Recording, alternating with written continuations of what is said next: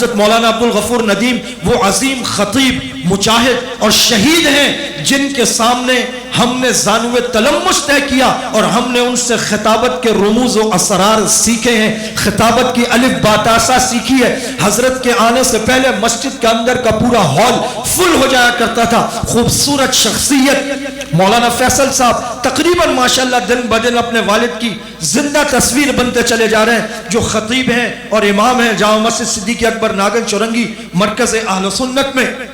حضرت کے پاس ہم جمعہ پڑھنے آتے تھے، میرا خیال ہے میں نے کوئی 15 سال اپنے لڑکپن میں وہاں جمعہ پڑھا ہے۔ وہ شہید ہیں اور ان کی قبر سے خوشبو آئی،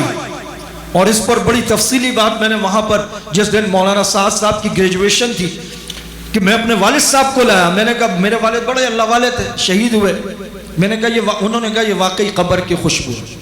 تو میرے دل کو تسلی ہو گئی، ان کی قبر سے خوشبو پھوٹی، آج ان کی اولادوں کے کردار سے خوشبو پھوٹ رہی ہے۔ یہ علاقہ پسماندہ صحیح، یہاں کی سڑکیں، یہاں کی گلیاں، یہاں کا سیوریج، یہاں کی بجلی، یہاں کا گیس، 70 مسائل صحیح، لیکن بنیادی ترین مسئلہ، قیمتی ترین متاع اولاد اور اس کی تعلیم و تربیت کا مسئلہ ہے۔ انہوں نے بڑے عزم کے ساتھ اور بڑے ہی خوبصورت ارادے کے ساتھ اور نیک ارادے کے ساتھ، نیک نیتی کے ساتھ، خلوص نیت کے ساتھ اس ادارے کی ابتدا کی ہے۔ اب یہ آپ کا کام ہے، یہ نہیں کہ کل جب یہاں سینکڑوں بچے ہوں گے آپ تب بچے لے کر آئیں، نہیں، آپ آج بچے لے کر آئیں۔ آپ کہیں جس پر مجھے اپنی نماز کے لیے اعتماد ہے، میں نے مصلی اس کے حوالے کیا، جس سے مسئلہ پوچھ کر میں اپنے دین پر عمل کرتا ہوں، مجھے اعتماد ہے یہ میری اولاد کی بہترین تعلیم و تربیت کرے گا۔